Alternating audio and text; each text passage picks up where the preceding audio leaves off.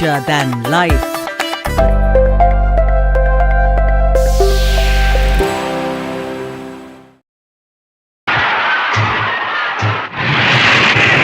Crucial balance of our thousands of women from Turbat to Islamabad, covering a distance of 1,600 kilometers between late 2023 and early 2024. Now, Turbat is the second largest city in Balochistan after Quetta. Ask yourself, can she be a terrorist? On 22nd March, Pakistan charged Dr. Baloch with terrorism, sedition and murder after she led a demonstration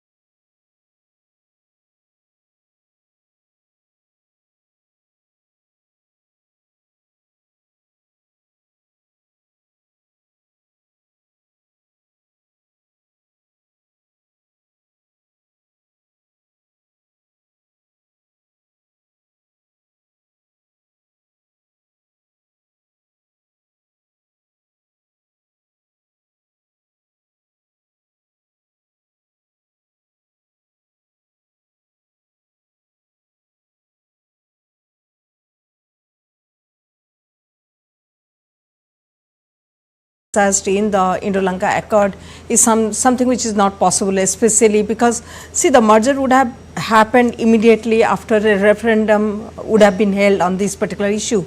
Since Sri Lankan government did not hold referendum immediately after, the Indo-Lanka Accord, so someone went to the Supreme Court. The Supreme Court said that, since a referendum has not taken place, so it brought the two provinces to the original separating east from the north. But having said that, I think the major concern is which has been raised very frequently is about the provincial council elections, as it was mentioned before.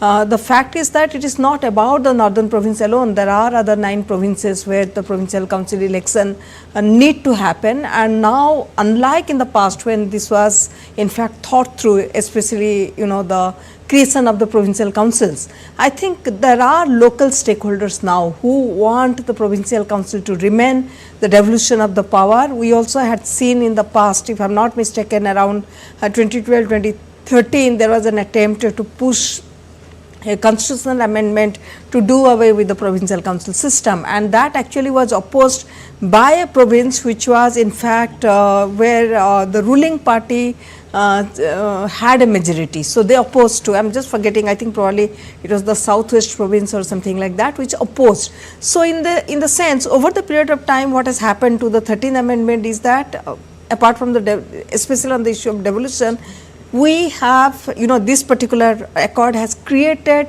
local stakeholders. So it is not necessary that India has to speak about the provincial council elections. There are 9 provinces and northern province is just one of them.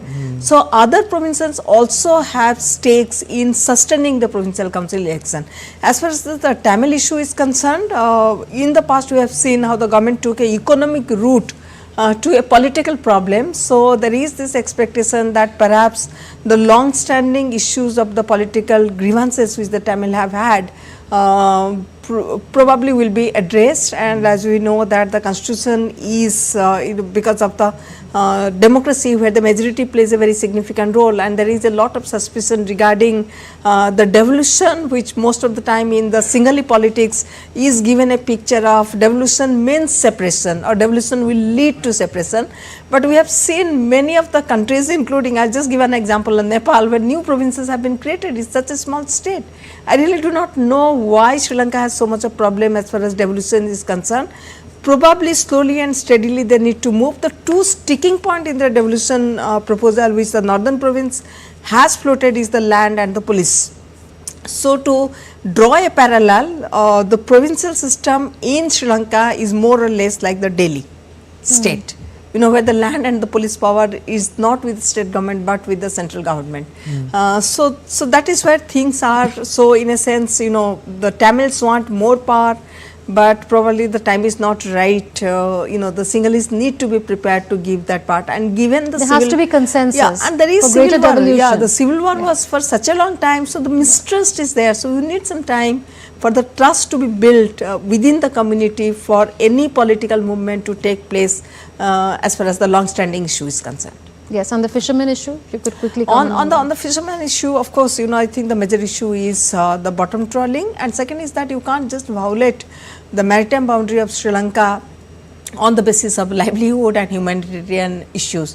So we need to think of empowering this fisherman to go to the deep sea and fish for tuna and other kind of thing, and they need to have that kind of boat, and also they would require a kind of compass which will and they need to be trained to use this kind of technology which actually will help them in navigating in the ocean to see what are the lines they need, they don't need to cross, because that becomes a major problem.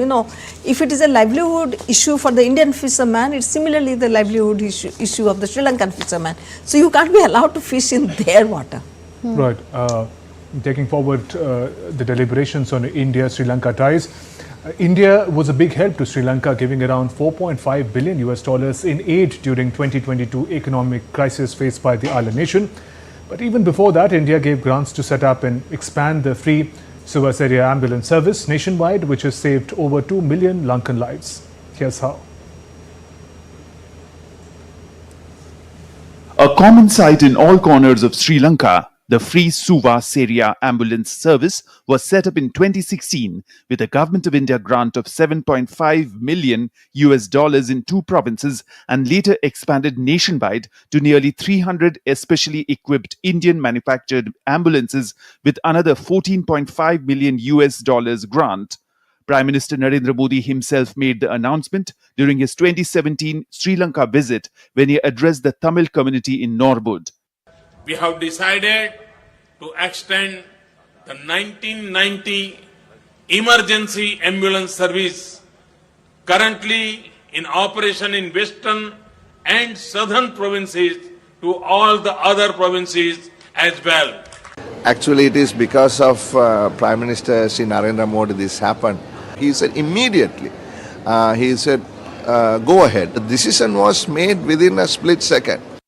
The ambulance service has become an integral part of the daily lives of 22 million Lankans in case of any medical emergency or accidents, providing all the immediate care any patient needs while being taken to the nearest hospital. This is the nerve center, the call center, which handles calls from all over Sri Lanka throughout the day 24/7. It boils down to handling nearly 2.2 million cases since inception, and that amounts to becoming among the most efficient ambulance services in the world, with a 30-minute response time, handling an average of 5,300 calls a day and saving 640 lives. All the ambulances are tracked in real time using integrated GPS, and the service is run like a well-oiled machine using artificial intelligence. The goal is to further expand the service and improve its response time. I am personally eternally grateful to Prime Minister Modi, who has initiated. Without him and the Indian people, there won't be a suicide. The Suva Seria ambulance service is a shining example of what two countries can do when they act with the right intent. And Prime Minister Narendra Modi's visit is expected to produce similar gems which will shine brighter in the future. With camera person Alok Kumar Gupta, Gautam Roy, Colombo, DD India. A special case study there on India's development partnership in Sri Lanka. Vivek Mishra from Observer Research Foundation continues to be with us.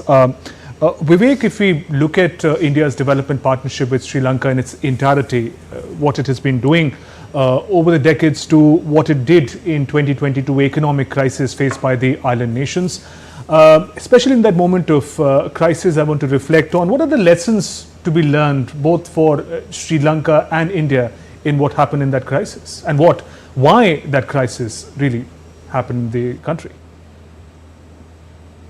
I mean, starting from the 2008 financial crisis of the US, there's been a tiptoeing around how countries engage on external debt, how they manage their debt structuring, etc. And with the coming of China especially, you have smaller countries taking loans from China, which then need to be addressed in certain manners, which is favorable to China. And I think you've seen that China has a trade surplus with over 160 countries in the world.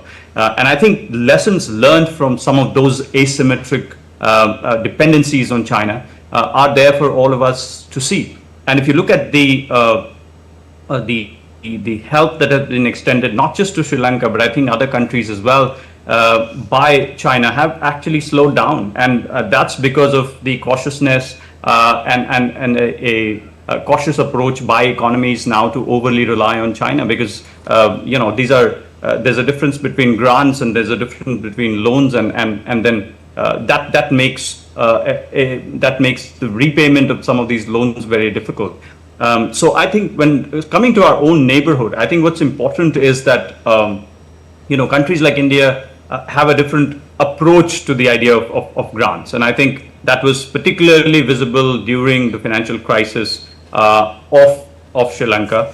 And I think what really culminated in terms of India's approach to its neighborhood was that Sri Lanka became a fine example of how countries like India are now very careful and have deftly managed not to overreach their support capability, and I think yet managed to make difference in the lives of everyday Sri Lankans. And you see, if if you look at the polls in Sri Lanka particularly, the pre-financial crisis and post-financial crisis, there is a significant difference in terms of worldview and in terms of how perception change. That was very deftly managed, but particularly how it made to everyday Sri Lankans. And I think that cautious approach of India, while galvanizing its capacity to reach out to neighborhood, is really the art that we are beginning to sharpen. Yes, and at this point in time, we are expecting shortly exchange of agreements and press statements. We'll take you live to that. But before that, we are continuing to analyze the importance of Prime Minister Narendra Modi's fourth visit from 2014 to Sri Lanka. And Ambassador Sinha continues to be with us, as well as Vivek Mishra and the academician right Dr. here with Patnaik, us. yeah. Yes, Dr. Patnaik. But Ambassador Sinha, we know that Prime Minister will be paying his respects to the martyred Indian soldiers of the Indian peacekeeping force today. He's done that in the past as well. Is India being able to turn the page on a difficult past? Well, I think the memorial that the IPKF has outside Colombo, in Colombo actually, near the parliament, is very significant.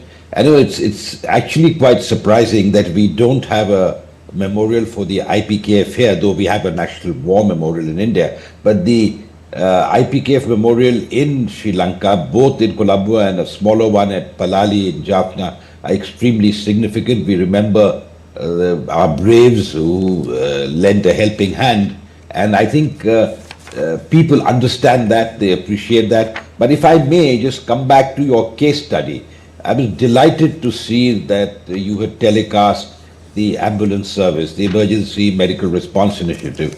It was done when I was High Commissioner there. The first pilot project, 100 ambulances, rolled out in August 2016 at the very same place where the President's Secretariat is, at the Golf Face. And it was a tremendous gesture. And at that point of time, people didn't appreciate the significance. But during COVID, I was told, and you did interview an opposition member of parliament who played a key role, Mr. De Silva, Harsha De Silva. I think it played a key role in saving lives. And I think I'd like to point out that is the difference between Indian assistance and assistance from other countries.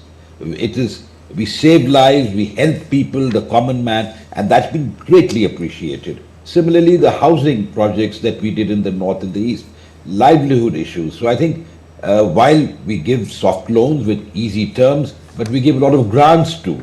And I think that is really changing the tide in Sri Lanka in terms of perceptions. And of course, the $4 billion odd that we assistance given during, and more in kind and in money, in funds, I think has really changed perceptions in Sri Lanka. I've been back twice since the Araglia protests, and I have noticed the visible change on the ground. And I think that will bring our two peoples together. And I think this visit and the agreements that are being signed are going to be extremely significant in moving us in that direction.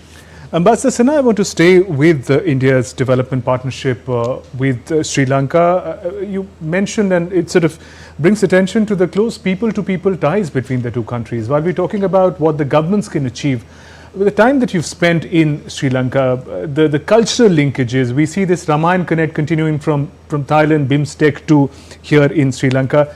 If you could give us a broad insight into how do the people of the two countries look at one another, and what kind of goodwill exists in the hearts of Sri Lankans for India and vice versa from your personal experience? I think the connect is so deep that it will require a special session to really talk about it. But I just want to highlight two aspects, the Buddhist aspect and the Hindu aspect. The Ishwarams that exist, the Shiva temples, ancient Shiva temples in Sri Lanka. I recall when I went to Trincomalee, Tirukuneshwaram is a very important, very ancient temple there. And I was told by the late Tamil leader, Mr. Sambandan, that when Chaudhry Charan Singh had visited there, he exclaimed that he had reached the Dakshin Kailash. So you can imagine the connects that and there were the Ishwarams in Manar, which the government of India helped restore. The Prime Minister Modi visited one in Palali, the Kirimalai temple, Yes, the yes. Ishwaram there near the airport in Jaffna. But the Hindu connect is so obvious, the Tamil Hindu connect. The Buddhist connect is also very significant. I mean, I recall in 2017, the full moon, Poson Poya. You know, in Sri Lanka, all the full moons are a holiday because they're considered auspicious. The most significant Sinhala Buddhist holiday is, of course, Vesak or Buddha Purnima, as we call it here in India. And the second most is Poson Poya. Now, Poson Poya, which falls a month later, a lunar month later. The reason why that is significant is over 2 millennia ago, 2000 years ago, more than 2000 years ago, Prince Mahendra, or Mahinda as he's known, he was a Buddhist monk, was sent by his father, the International Buddhist Council, to Sri Lanka. And he encountered the king of Sri Lanka at that time, Devanampiya near Anuradhapura, in a place called Mihintale. The king was on a hunting expedition, and he converted the king through his exposition, to his pravachan, converted him to Buddhism. That is one of the most significant days after Vesak. And on that particular day, on 2016, I remember, for me it was the deepest honor to be invited with the President of Sri Lanka on that particular day to stand at that area, that general area, where that encounter took place and speak about our cultural connect. And I believe that was the first time, and perhaps the only time, that any foreign envoy was called to speak on that. Perhaps because I hail from Bihar, and the connect between Patliputra, Ashoka, Mahinda, and the Sanghamitra and Bodh Gaya, etc., is so deep. So I think these two incidents symbolize what connects us, and I think the governments are working on strengthening the Buddhist trail in India, where the important sites of Buddhism in Bihar, in UP, in MP, etc., and of course the Ramayana trail. There are, I think, if I remember correctly, 52 sites identified with the Ramayana in Sri Lanka, which is of deep cultural significance to us. I personally visited Sita Elia, and where Ashok Vatika was supposed to have been. So I think there is this great connect that we have, and I think we must build on that, and people must realize how important these links are, because they form the underpinning, the foundation of our symbiotic ties. Absolutely. Right. In fact, on Sunday, Prime Minister will be going to the historic city of Anuradhapura, where he will be going to the Mahabodhi temple. So that's about the Buddhist linkages that you were talking about, Ambassador. I'll come back to you, but before that, an update on how the delegation level talks have now concluded between India and Sri Lanka, and in a short while from now we expect to hear on the exchange of agreements and press statements. Well, Ambassador, coming back to you on the vibrancy of educational linkages between India and Sri Lanka. There's a lot that happens in terms of capacity building, training. There are ITech slots. There was a study in India program to provide technical expertise across a wide range of courses. How do you look at where they stand, and what is the potential that you see going forward? I think there's huge potential. I think there are a large number of Sri Lankan students who come through ICCR scholarship, through ITech scholarships, and of course various other schemes geared to specifically for Sri Lankan students to come. We also give the Mahatma Gandhi scholarship in Sri Lanka for high school students, stipend and help, financial monetary help. So I think we are doing quite a bit. We have a Center for Contemporary Indian Studies in the Colombo University. In fact, it's a coincidence, but Dr. Patnaik was there when I was High Commissioner. She was the chair at that center. I think we need to revive that, because from what I understand when I went there 2 weeks ago, that the center is functioning, but unfortunately I don't think we have an Indian scholar there at present. We need to ensure that that chair is strengthened or that center is strengthened, because it reflects the close links that our two countries have, the academic communities, the links between the communities on both sides. We also, I think, need to look at stepping up higher education cooperation, because in Sri Lanka, I mean, the Sri Lankan laws do not, at least in the past, did not permit foreign universities to establish campuses in Sri Lanka, but there are a lot of tie-ups that take place with foreign universities, particularly British, Australian universities and Sri Lanka. I think we can do the same.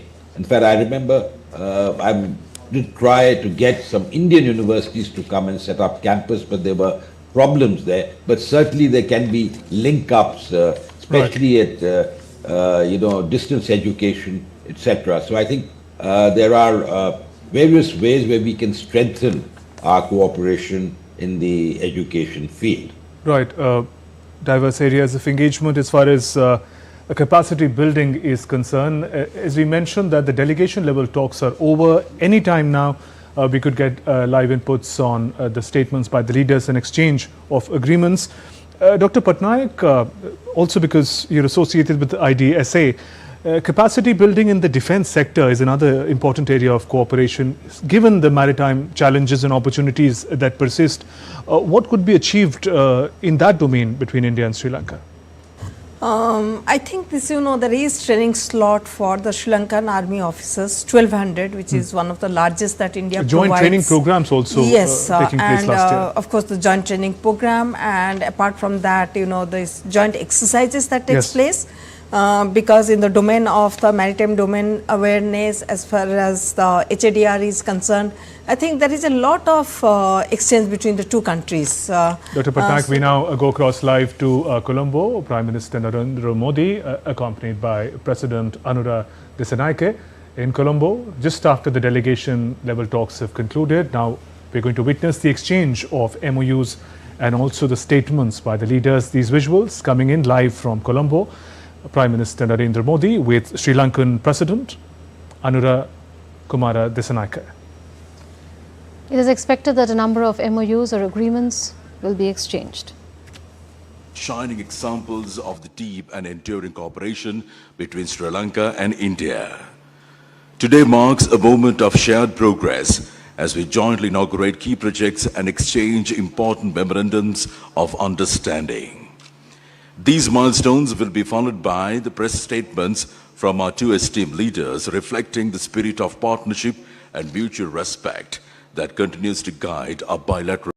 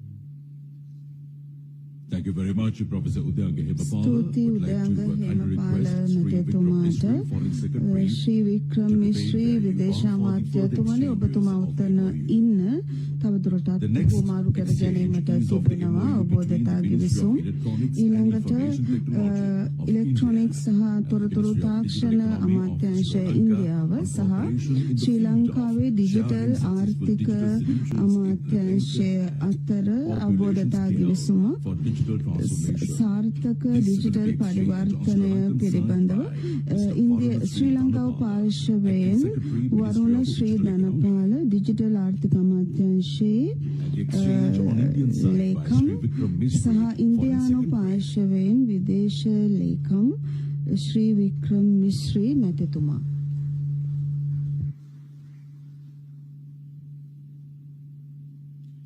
Thank you very much, Mr. Varuna Sri Dhanapala. ස්තුතියි වරුණ ශ්‍රී Dhanapala මැතිතුමනි. We'll now witness the exchange of a මීළඟට trilateral MOU ත්‍රිපාර්ශ්වික අවබෝධතා ගෙවිසුමක් ඉන්දියානු රජය ශ්‍රී ලංකා ප්‍රජාතාන්ත්‍රික සමාජවාදී ජනරජයේ රජය සහ එක්සත් අරාබි එමිරාජ්‍යයේ රජය අතර ත්‍රිකුණාමලය බලශක්ති මධ්‍යස්ථානය සම්බන්ධයෙන් මෙම අවබෝධතා ගෙවිසුම සඳහා ශ්‍රී ලංකා පාර්ශවයෙන් මහාචාර්ය KTM උදයන්ග හිමපාල සහ ඉන්දියානු පාර්ශවයෙන් ශ්‍රී වික්‍රම මෛත්‍රී සහ Khalid නසර් අලමරි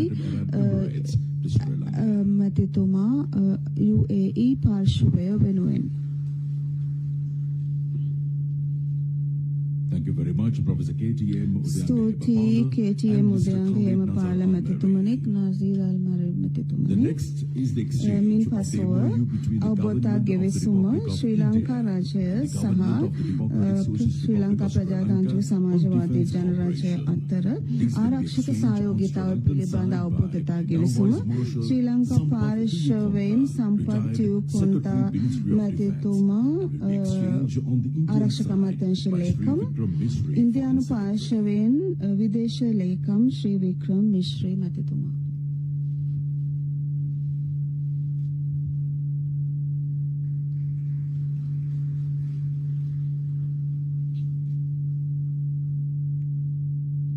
Thank you very much, gentlemen. You may ස්තුතියි ඔබතුමන්ලාට නැවත අසුන් ගන්න පුළුවන්.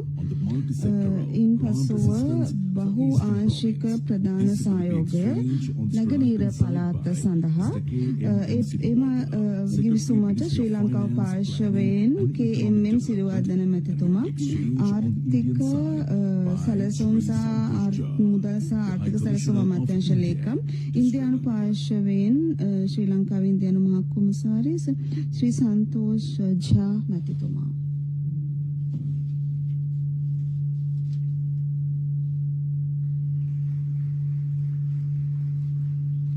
Thank you very much, Mr. ස්තුතියි KMM සිරිවර්ධන මැතිතුමනි මුදල් අමාත්‍යාංශ ලේකම්තුමා සන්තෝෂ් ජා මැතිතුමනි නැවත ඔත්තුනම රැඳී සිටින්න.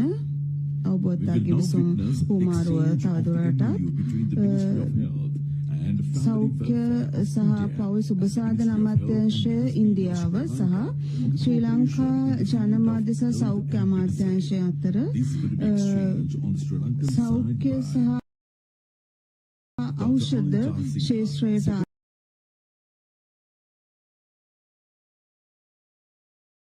දාල සහයෝගිතාවය ශ්‍රී ලංකා පාර්ශවයෙන් අනිල් ජාසිංහ මැතිතුමා ශ්‍රී ලංකා සෞඛ්‍ය අමාත්‍යාංශය වෙනුවෙන් ඉන්දියානු පාර්ශවයෙන් ශ්‍රී ලංකාවේ ඉන්දියානු මහා කොමසාරිස් ශ්‍රී සන්තෝෂ් ජා මැතිතුමා.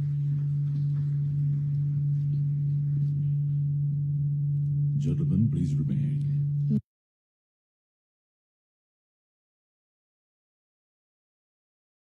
මැතිතුමනි ඔහුම රැඳී සිටින්න. ඊළඟට ඉන්දියානු ඖෂධ සමාගම ෆාමකෝබියා සමාගම සහ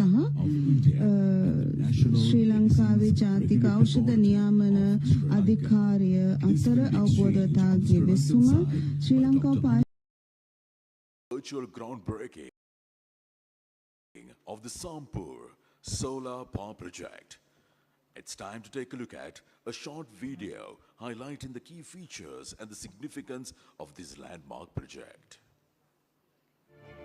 India and Sri Lanka share an eternal bond weaved by civilizational ties, cultural connect, and age-old goodwill. Under the visionary leadership of Prime Minister Shri Narendra Modi, India has emerged as the principal development partner of Sri Lanka. as well as the largest source of trade, investments and tourism.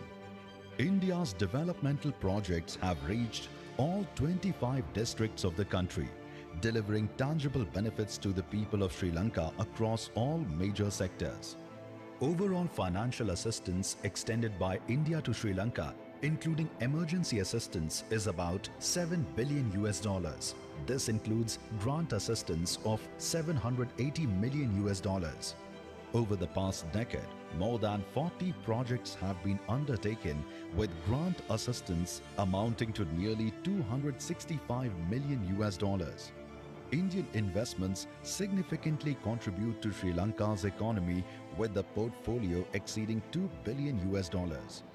Today, the investment partnership will achieve another landmark with the groundbreaking of the Sampur solar power plant by Prime Minister of India, Shri Narendra Modi, and President of Sri Lanka, His Excellency Anurag Kumara Dissanayake. Sampur Solar Power Plant is a 50-50 joint venture between NTPC Limited of India and Ceylon Electricity Board of Sri Lanka. NTPC and CEB jointly incorporated Trinco Mali Power Company Limited to develop the 120 megawatt project. Phase 1 of the project will be of 50 megawatt capacity, built over 500 acres of land. This solar project will bring in investment of approximately $100 million to Trinco Mali in the eastern province of Sri Lanka. This project, featuring the latest solar PV TOPCon technology, will enhance energy security, reduce fossil fuel dependence, create jobs and foster a cleaner environment by reducing 200,000 tons of carbon dioxide emissions annually. It is expected to be commissioned by the end of 2027. With the groundbreaking of the Sampur solar power project, both countries are now progressing on a shared pathway of a forward-looking and green future. I now kindly invite the President of Sri Lanka and the Prime Minister of India to rise and to jointly unveil the E-block for the Sampur solar power project.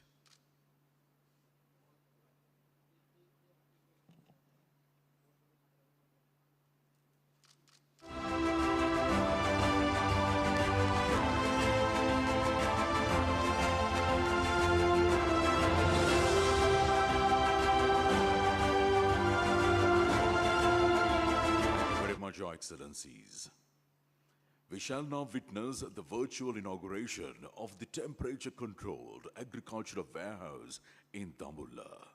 To commence this segment, it's time to take a look at a brief video showcasing the key features and the significance of this vital project. Further advancing the people-centric development partnership between India and Sri Lanka, another project that will be inaugurated today is the Dambulla temperature-controlled warehouse in the central province of Sri Lanka. This 5,000 metric ton facility for perishable agricultural produce is a 524 million Sri Lankan rupee joint initiative built with 300 million Sri Lankan rupee grant assistance from the Government of India. The warehouse is a first of its kind facility in the country. It is divided into 6 chambers, each with independent temperature and humidity controls, and each capable of holding around 30,000 crates. The facility is fully equipped with a receiving area, sorting area, pre-cooling, and post-heating chambers and service area, complete with administrative units, stores, and quality control lab. It will significantly minimize post-harvest losses, which currently stand at around 40%, reduce price fluctuation, and ensure delivery of good quality agro-produce to consumers around the country. The inauguration of the Dambulla temperature-controlled warehouse underlines India's commitment to be a partner in Sri Lanka's development and prosperity. I now kindly invite the President of Sri Lanka and the Prime Minister of India to rise and to jointly unveil the E-block for the temperature-controlled agricultural warehouse in Dambulla.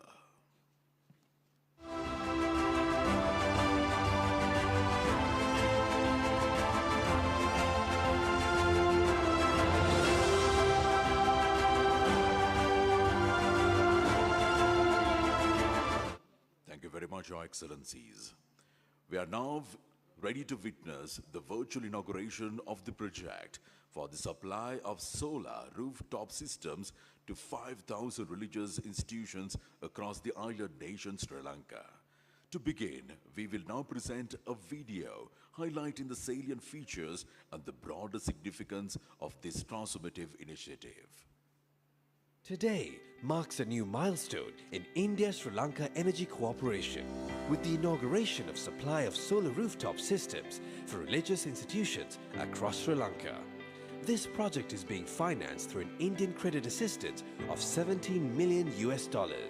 5,000 solar rooftop systems are being supplied to 5,000 institutions of major religions in Sri Lanka, including Buddhism, Hinduism, Christianity, and Islam. The sites identified by the government of Sri Lanka span across all 9 provinces and 25 districts in the country. The solar rooftop systems will add 25 megawatts of solar capacity, generating over 37 million units of clean energy annually. The project will ensure reliable, cost-effective, and sustainable energy for the beneficiary institutions. With this, India and Sri Lanka will be partners in clean energy transition, illuminating the future together. We have the honor of inviting the President of Sri Lanka and the Prime Minister of India to rise and to jointly unveil the e-block for this landmark project.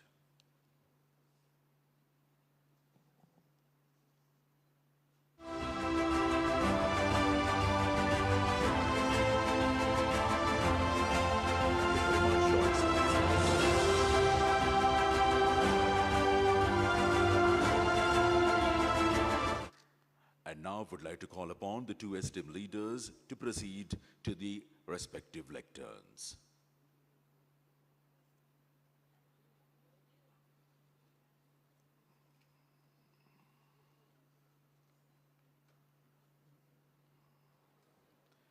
I have the honor of inviting His Excellency Anuruddha Kumara Dissanayake, President of the Democratic Socialist Republic of Sri Lanka, to kindly deliver his statement.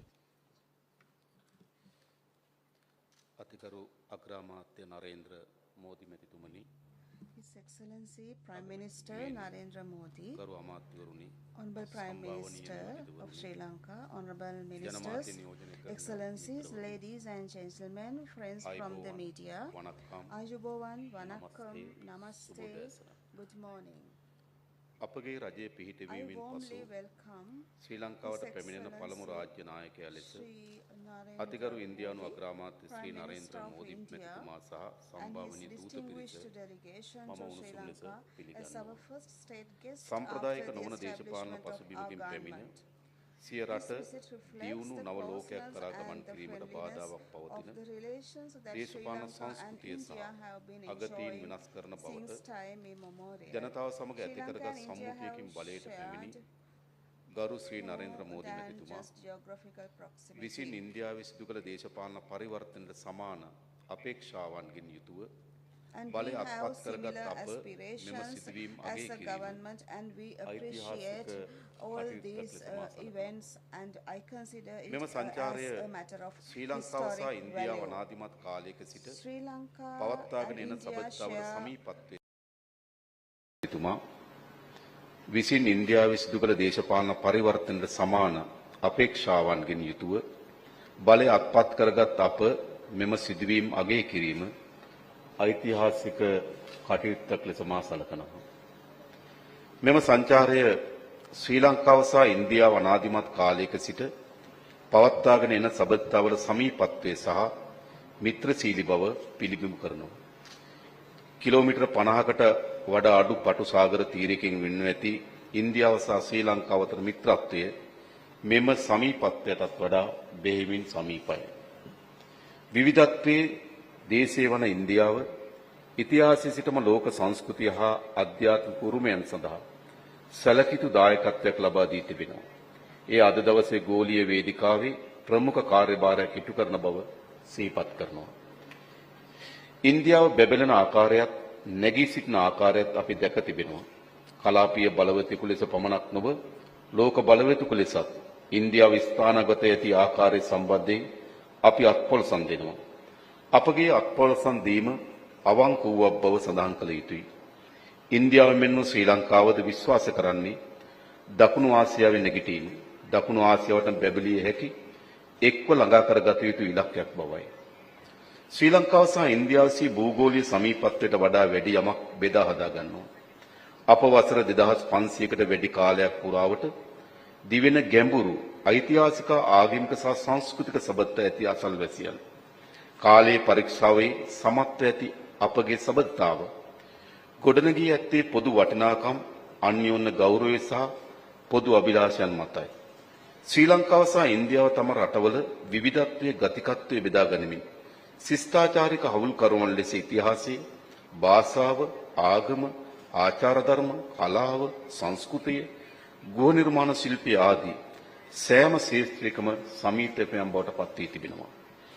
ආසන්නම අත්නොහැර සිටින මිත්‍රත්වයේ සම්බන්ධයෙන් අපට සිහිපත් වන උදාහරණයක් වන්නේ 1996 වසරේ ලෝක කුසලන තරඟාවලියේදී ආරක්ෂාව සම්බන්ධ කරුණක් මත කණ්ඩායම් දෙකක් අපේ රටේ සංචාර කිරීම ප්‍රතික්ෂේප කළ අවස්ථාවේදී ඉන්දියාව ඒකාබද්ධ කණ්ඩායමක් ලෙස ප්‍රදර්ශන තරගයකට සහභාගී වූ දැක්වූ මිත්‍රත්වයේ ඒ සම්බන්ධයෙන් අපගේ ප්‍රණාමය නැවතත් පළ කරන්නට කැමැතියි.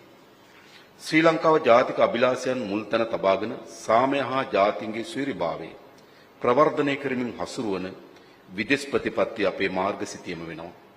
මේට සුළු වේලාවකට පෙර අගමැති මෝදි මැතිතුමා සහ අපගේ නියෝජිත පිරිස් අතර ද්විපාර්ශ්ව සාකච්ඡා පැවැත්වුණා.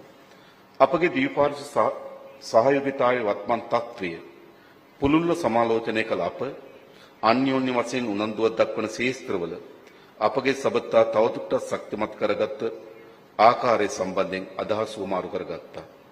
නවදිල්ලි නුවර වෙත සිදු කළ මාගේ සංචාරය සිහිපත් කරන අතරම ඒදී සම්මත කරගත් බෙදාගත් අනාගතය සඳහා හවුල්කාරීත්වය ප්‍රවර්ධනය කිරීම නම් ඉන්දියා ශ්‍රී ලංකා ඒකාබද්ධ ප්‍රකාශනයේ ඇතුළත් ක්‍රියාමාර්ග සාක්ෂාත් කර ගැනීමට ශ්‍රී ලංකාව දක්වන කැපවීම මා විසින් අගමැති මෝදි මැතිතුමාට දැනුම් දුන්නා. මෙරට ආර්ථිකය යලි ප්‍රකෘතිමත් කිරීම වර්ධනය හා ස්ථාවරත්වය සඳහා ලබා දුන් අචල සහයෝගය වෙනුවෙන් මා අගමැති මෝදි මැතිතුමාට සහ ඉන්දිය රජයට ස්තුතිය පළ කරා.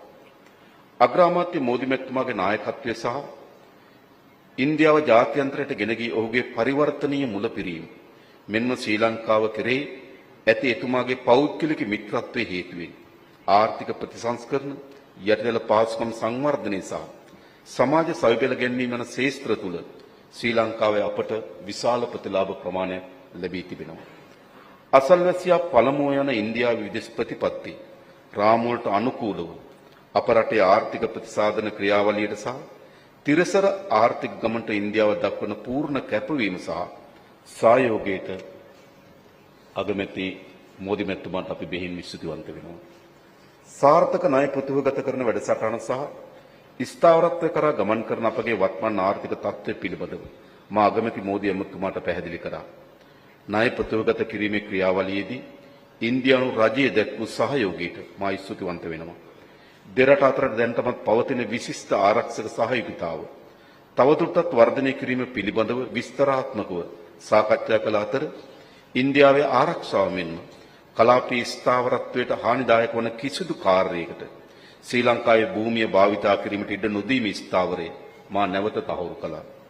අන්‍යෝන්‍ය ආර්ථික කලාපයෙන් ඔබට මහද්වීප තටාකයේ පිටත සීමාවන් පිහිටුවීමට එක්සත් ජාතීන්ගේ මහද්වීපක තටක සීමාවන් පිළිබඳව කොමිසමයට ඉදිරිපත් කොට ඇති ශ්‍රී ලංකාවේ හිමිකම් පෑමට අදාළ ද්විපාර්ශ්වික තාක්ෂණ සාකච්ඡා කඩිනමින් කැඳවීම සඳහා අගමැති මෝදි මැතිතුමාගේ මැදිහත් වීම මා ඉල්ලා සිටියා. වර්ධනය, නවෝත්පාදනය සහ කාර්යක්ෂමතාවය ඉහළ නැංවීම සඳහා ඩිජිටල් ආර්ථිකයක සංවර්ධනය කිරීමේ වැදගත්කම ශ්‍රී ලංකාව හඳුනාගෙන තිබෙනවා. ඒ සඳහා ඉතා වැදගත් බහු ශේත්‍රවල ඇති කරගත හැකි ඩිජිටල් කරන සහයෝගීතාවය පිළිබඳව අප සාකච්ඡා කළා. ශ්‍රී ලංකාව ඩිජිටල් අනන්‍යතා SLUDI ව්‍යාපෘතිය ක්‍රියාත්මක කිරීම සඳහා ඉන්දියානු රුපියල් කෝටි 300ක මූල්‍ය ප්‍රදානයක් ලබා දීම සම්බන්ධයෙන් මා ඉන්දියානු රජයට ස්තුතිවන්ත වනවා. අපගේ ආර්ථික සහ පුද්ගල සබඳතාව අතර හවුල්කාරීත්වය ඇති කර ගැනීමේදී සම්බන්ධකතාව තීරණාත්මක කාර්යභාරයක් ඉටු කරන බව අපි හඳුනාගත්තා.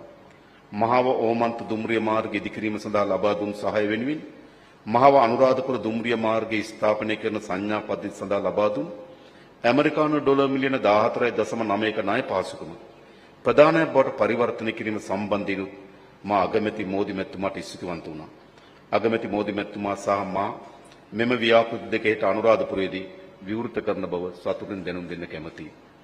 බලශක්ති සුරක්ෂිතතාවය සාක්ෂාත් කර ගැනීම සඳහා ජනතාවගේ අවශ්‍යතා සපුරාලීම සඳහා විශ්වාසදායක දැරිය හැකි සහ කාලෝචිත බලශක්ති සම්පත් යොදා ගැනීම සහතික කිරීම සඳහා අපගේ රජයේ ප්‍රමුඛත්වය සහ එම ශේෂ්ත්‍ර තුළ තවදුරටත් ඇති කරගත හැකි සහයෝගීතාවය පිළිබඳ අපි සවිස්තරාත්මක කරුණු සාකච්ඡා කළා. එමෙන්ම සංවර්ධන සහයෝගීතාව සහ කුසකර්මාන්ත පිළිබඳව අපි අදහස් සුවමාරු කරගත්තා. දෙරට අතර වෙළඳ හා ආයෝජන සහයෝගීතාව පිළිබඳවද අගමැති මෝදි මැතිතුමා සහ මා කරුණු සාකච්ඡා කළා. ප්‍රධාන සහයෝගීතා අංශවල වැඩි ඉන්දියානු ආයෝජන සංඛ්‍යාවක් ශ්‍රී ලංකාවේ සිදු කිරීම දිරිමත් කිරීමට ඉන්දියානු රජයේ සහ අගමැති මෝදි මැතිතුමාගේ සහාය අපි ඉල්ලා සිටියා. සංචාරක අංශයේ සහයෝගීතාවය කෙරෙහි අපගේ සාකච්ඡාවලදී අවධානය යොමු වුණා. මෑත කාලීන වැඩිම සංචාරකයන් සංඛ්‍යාවක් ශ්‍රී ලංකාවට පැමිණෙන ඉන්දියාවෙන් එබැවින් මෙම අංශයේ විභවතාවයේ ඉහළ නැන්වීම සඳහා සහයෝගීතාවය වර්ධනය කර ගැනීම කෙරෙහි අවධානය යොමු කිරීම පිළිබඳවත් අපි අදහස් සුවමාරු කරගත්තා. අපගේ විදේශගත ශ්‍රමිකයන්ට ප්‍රතිලාභ සැලසෙන පරිදි දෙරට අතර සමාජ ආරක්ෂණ ගිවිසුම කඩිනමින් අවසන් කිරීම සඳහා අගමැති මෝදි මැතිතුමාගේ මැදිහත් වීමද අප ඉල්ලා සිටියා. දීවර ගැටලුව සඳහා තිරසර විසඳුමක් ලබා දීමට සහයෝගී ප්‍රවේශයක් ඇති අවශ්‍යතාව අප සාකච්ඡා කළා.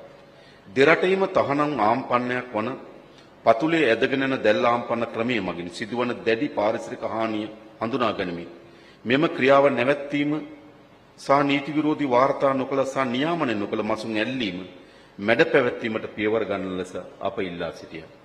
අද දින බලශක්ති ආරක්ෂක සහයෝගීතාවය සෞඛ්‍ය අංශ සහයෝගීතාවය යටිදල පහසුකම් ව්‍යාපෘති සහ ණය ප්‍රතිවගත කිරීම ආදී ක්ෂේත්‍රවලට අදාළ ශ්‍රී ලංකාව සහ ඉන්දියාව අතර දීපාර්ශ්වික ගිවිසුම් කීපයක් වුවමාරු කර ගැනීමේ අවස්ථාවල සහභාගී වීම ගැන අප සතුටු වෙනවා. නිසැකම අපගේ සම්බන්ධතාවයේ තවත් ඉදිරි පියවරක්.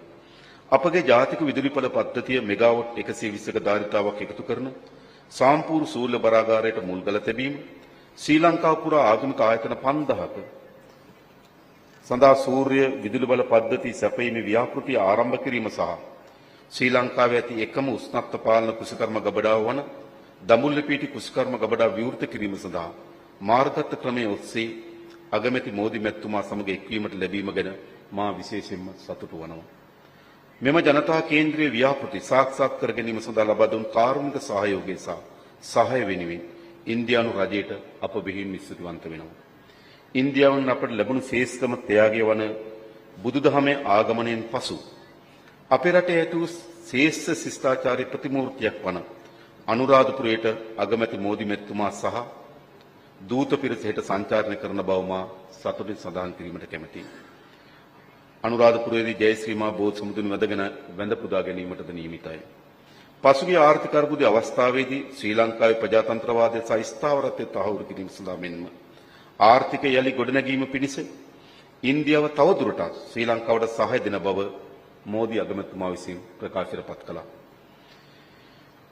ශ්‍රී ලංකාව ගොඩනැන්වීමට සහායකයෙකු සහ මිත්‍රයෙකු ලෙස ඉන්දියාව ළඟින්ම සිටින බවට ඒ දුන් සහාය සුවිශාල ශක්තියක් වූ බව අවධාරණය කළ යුතුයි. සංවර්ධනය, නවෝත්පාදන, ඉන්දියානු සාගර කලාපයේ ආරක්ෂාව, ස්ථාවරත්වය, සාමය හා අප ජනතාවගේ සමෘද්ධිය සඳහා හවුල්කාරීත්වයෙන් පොදු ඉදිරි ගමනක් වෙනද ගැනීමට අපගේ රටවල් දෙකෙහිම ජනතාවට අවස්ථාවක් ලබා දිය යුතුයි. ඉන්දියාව සහ ශ්‍රී ලංකාව යනු සිතියමක ඇති රටවල් දෙකක් පමණක් නොවේ.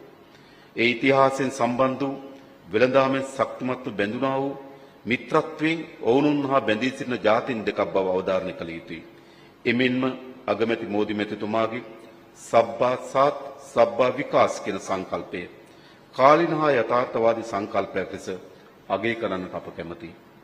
අග්‍රාමාත්‍ය ශ්‍රී නරේන්ද්‍ර මෝදි මැතිතුමා ශ්‍රී ලංකාව සහ ඒ ජනතාවට සමවිතම ලබා දුන් ශ්‍රේෂ්ඨ මිත්‍රත්වයේ සහ නොබිදුණු බහුවිධ සහයෝගයේ සංකේතයක් ලෙස විදේශීය රාජ්‍ය නායකයෙකුට ලබා දෙන ඉහළම ශ්‍රී ලාංකික ගෞරවය වන ශ්‍රී ලංකා මිත්‍ර විභූෂණ ගෞරවාභිදාන එතුමාට ප්‍රදානය කිරීමට ශ්‍රී ලංකා රජය තීරණය කර ඇති බව මා සතුටින් ප්‍රකාශ කරනවා. මෙම ගෞරවාභිදාන ශ්‍රී ලංකාවේ ජනතාව කෙරෙහි ඔවුන්ගේ මිත්‍රත්වයේ සහ සහභාගීතාවය අගය කරනුවත් විදේශීය නායකයන්ට පිරුණු ලබන ගෞරවාභිදානයක්. සෑම විටම ශ්‍රී ලංකාව වෙනුවෙන් පෙනී සිටි සමීපතම මිතුරෙකු වන අග්‍රාමාත්‍ය මෝදි මැතිතුමා මෙම ගෞරවය ලැබීමට අතිශය සුදුසුකු බව අප තරයේ විශ්වාස කරනවා. ශ්‍රී ලංකාවේ අපත් පරිවර්තන මාවතේ ගමන් කරමින් සිටිනවා. අපේ හඳුන්වන්නේ පොහොසත් රටක් ලස්සන ජීවිතයක් ජාතික ප්‍රතිපත්ති ලෙසයි. ආර්ථික ප්‍රගතිය සමාජ සාධාරණත්වය මෙන්ම සෑම පුරවැසියෙකුටම ඔවුන්ගේ පසුබිම කුමක් වුවත් සමෘද්ධිමත් වීමට අවස්ථාව ඇති මාවතක් ලෙස ඒ ගොඩනංවා තිබෙනවා. අසල්වැසියන් ලෙසත් හවුල්කරුවන් ලෙසත් ඓතිහාසික මිතුරන් ලෙසත් එක්ව සංවර්ධනයේ පිරිපුන් අනාගතයක් ගොඩනැන්වීම මේ අවස්ථාවේ අපි අධිෂ්ඨාන කරගනිමු. ජනතා කේන්ද්‍රීය දේශපාලන පරිවර්තන සිදුවීම් පවතින මෙම වැදගත් අවස්ථාවේදී ශ්‍රී ලංකාවේ සංචාරක නියැලීම සම්බන්ධයෙන් අග්‍රාමාත්‍ය ශ්‍රී නරේන්ද්‍ර මෝදි මැතිතුමාට සහ එතුමාගේ දූත පිරිසට මාගේ කෘතඥතාවය නැවත පළ කර සිටිනවා. බොහොම ස්තුතියි. Thank you very much, Your Excellency. And now would like to call upon His Excellency Sri Narendra Modi, the Prime Minister of the Republic of India, to kindly join His Excellency Anur Kumar Dissanayake for the conferment of this Mitra Vibhushana Award. Mitra Vibhushana සම්මානය පිරිනැමීමේ අවස්ථාව.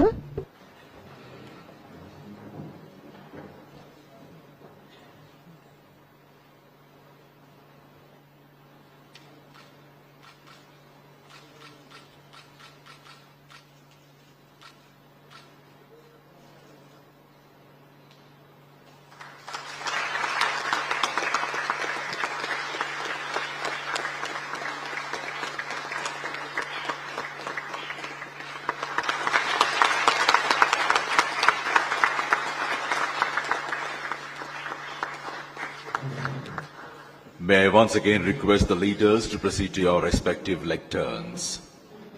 Thank you very much, Your Excellencies. And now have the honor of inviting His Excellency Sri Narendra Modi, Prime Minister of the Republic of India,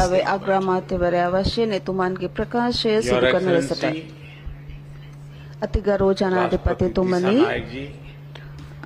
Dissanayake ජනාධිපතිතුමනි, රටවල් දෙකේම නියෝජිතවරුනි, මාධ්‍ය මිතුරනි, නමස්කාර, ආයුබෝවන්, වණක්කම්.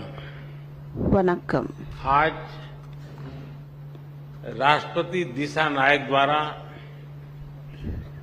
श्रीलंका මම ඊටම ආඩම්බරයට පත්වෙනවා මේ ගෞරව සම්මානය ශ්‍රී ලංකා මිත්‍ර විභූෂණ සම්මානය දිසානායක ජනාධිපතිතුමා අතින් ලබන්නට හැකිවීම පිළිබඳව මේක මට ලොකු ආඩම්බරයක්. මේක නිකන් ගෞරවයක් පමණක් නෙමෙයි, මෙය මට පමණක් වන ගෞරවයක් නෙමෙයි, ඉන්දියාවේ සිටින බිලියන 1.4ක ජනතාව සඳහා පිටු ගෞරවයක් වශයෙන් මා විසින් සලකනු ලබනවා. ඒ වගේම මේ තුලින් මෙම රටවල් අතර පවත්නා ගැඹුරු මිත්‍රත්වය සහ ඓතිහාසික සම්බන්ධතාවලට ගරු කිරීමක් වශයෙන් මම මේක දකිනවා. මම මාගේ කෘතඥතාවය පිරිනමනවා අතිගරු ජනාධිපතිතුමන්ට සහ රජයට සහ ශ්‍රී ලංකීය ජනතාවට මා වෙනුවෙන් පිදූ මේ ගෞරවය වෙනුවෙන්. प्रधानमंत्री के रूप में මිතුරනි, श्रीलंका का මේ यह मेरा चौथा दौर මම ශ්‍රී ලංකාවට පැමිණෙන 4 වන අවස්ථාව. අග්‍රාමාත්‍යවරයා වශයෙන් මම අවසානයට ආවේ 2019 වසරේ. ඒ අවස්ථාවේ ඇත්තටම මම ආවේ मेरा विश्वास था कि මට විශ්වාසයක් श्रीलंका will තිබුණා rise ශ්‍රී ලංකාව and rise නැගී stronger. සිටීවි කියලා मैं ශක්තිමත් श्रीलंका के लोगों के धैर्य और साहस की सराहना करता हूं और आज श्रीलंका को वापिस प्रगति के पथ पर देखकर हर्ष महसूस कर रहा हूं। भारत के लिए यह ඇත්තටම गर्व का विषय है। මේක ආඩම්බරයට කාරණයක් ඉන්දියාවටත් අපිට අපේ වගකීම් ඉටු කරන්න හැකි වෙලා තියෙනවා සැබෑ මිතුරෙකු ලෙස සැබෑ අසල්වාසියෙකු ලෙස 2019 का आतंकी हमला हो ත්‍රස්තවාදී ප්‍රහාර 2019 දී කොවිඩ් වසංගතය සහ මෑතකදී ආර්ථික අර්බුදය මේ කාරණා එක්ක අපි සෑම විටම ශ්‍රී ලංකා ජනතාව සමග හිටගත්තා. සියලු අසීරු අවස්ථාවලදී අපි ශ්‍රී ලාංකීය ජනතාව සමග කටයුතු කළා.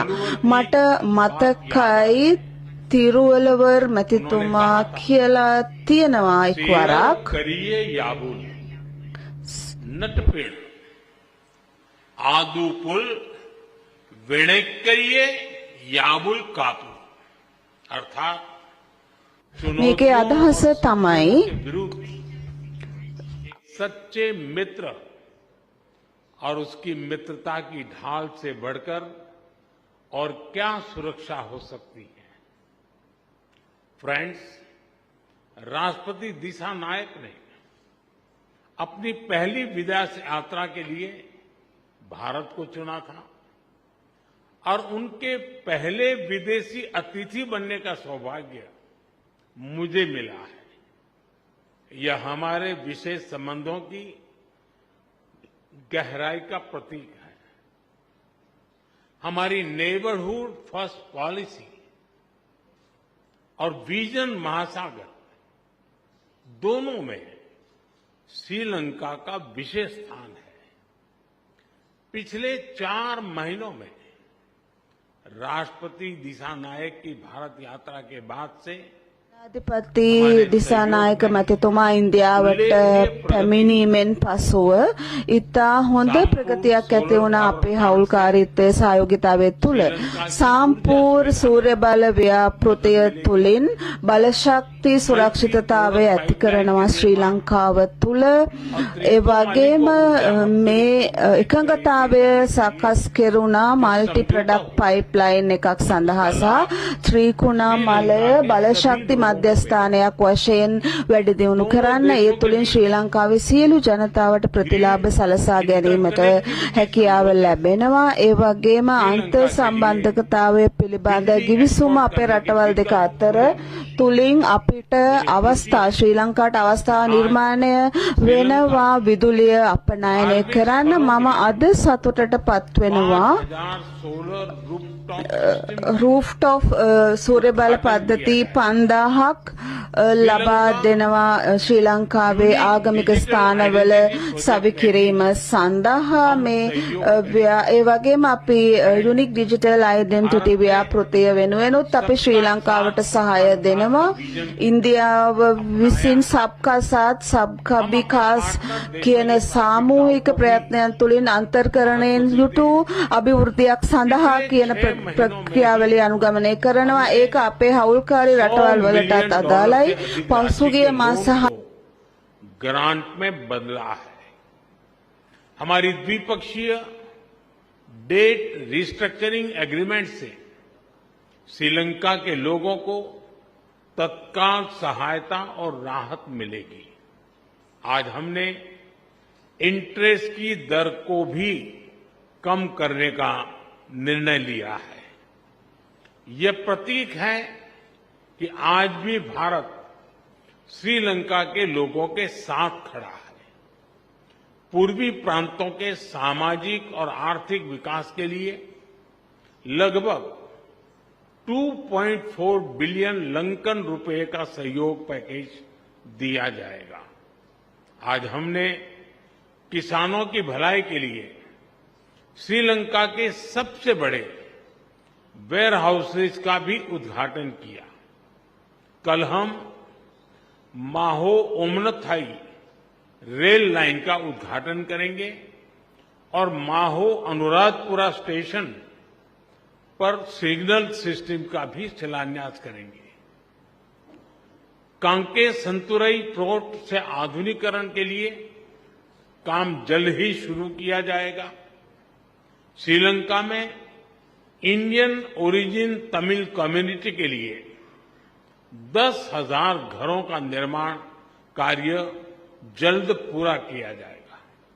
श्रीलंका के 700 अतिरिक्त कार्मिकों को भारत में प्रशिक्षण प्रदान किया जाएगा। इसमें सांसद, न्यायपालिका से जुड़े लोग, उद्यमी, मीडिया कर्मी के साथ साथ युवा लीडर्स भी शामिल होंगे। फ्रेंड, हमारा मानना है कि हमारे सुरक्षा हित समान है।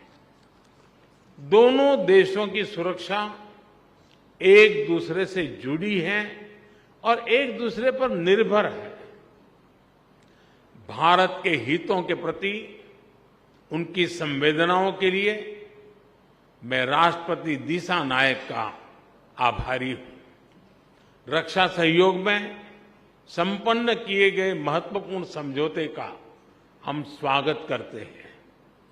कोलंबो सिक्योरिटी कॉन्क्लेव और हिंद महासागर में सुरक्षा सहयोग पर भी मिलकर काम करने के लिए हम सहमत हैं। फ्रेंड्स, भारत और श्रीलंका के बीच सदियों पुराने आध्यात्मिक और आत्मीयता भरे संबंध है। मुझे यह बताते हुए अत्यंत खुशी है कि 1960 में मेरे होम स्टेट गुजरात के अरावली में मिले भगवान बुद्ध के रेलिस को श्रीलंका में दर्शन के लिए भेजा जा रहा है। त्रिकोमाली के थिरुकोनेश्वरम मंदिर के रिनोवेशन में भारत सहयोग देगा। अनुराधपुरा महाबोधि मंदिर परिसर में सेक्रेड सिटी और नोरेलिया में सीता एलिया मंदिर के निर्माण में भी भारत सहयोग करेगा। फ्रेंड्स, हमने मछुआरों की आजीविका से जुड़े मुद्दों पर भी चर्चा की। हम सहमत हैं कि हमें इस मामले में एक मानवीय अप्रोच के साथ आगे बढ़ना चाहिए। हमने मछुआरों को तुरंत रिहा किया जाने और उनकी बोट्स को वापस भेजने पर भी बल दिया। हमने श्रीलंका में रिकंस्ट्रक्शन और रिकंसिलिएशन पर भी बात की। राष्ट्रपति दिशा नायक ने अपने समावेशी दृष्टिकोण के बारे में मुझे बताया। हम आशा करते हैं कि श्रीलंका सरकार तमिलों की आकांक्षाओं को पूरा करेगी और श्रीलंका में संविधान के पूर्ण इम्प्लीमेंटेशन और प्रोविजनल काउंसिल इलेक्शन कराने की अपनी प्रतिबद्धता को पूरा करेगी। फ्रेंड, भारत और श्रीलंका का संबंध आपसी विश्वास और सद्भावना पर आधारित है। अपने लोगों की आकांक्षाओं और आशाओं को पूरा करने के लिए हम साथ मिलकर काम करते रहेंगे। एक बार फिर मैं गर्मजोशीपूर्ण स्वागत के लिए राष्ट्रपति दिशा नायक का हार्दिक धन्यवाद करता हूं। मुझे विश्वास है कि आने वाले समय में हम अपनी भागीदारी को नई ऊंचाइयों पर ले जाएंगे। बहुत बहुत धन्यवाद। नंद्री बोहोमा स्तुति। Thank you, Your Excellency. And this concludes today's ceremony. I kindly request all of you to remain seated until the two leaders have departed the room.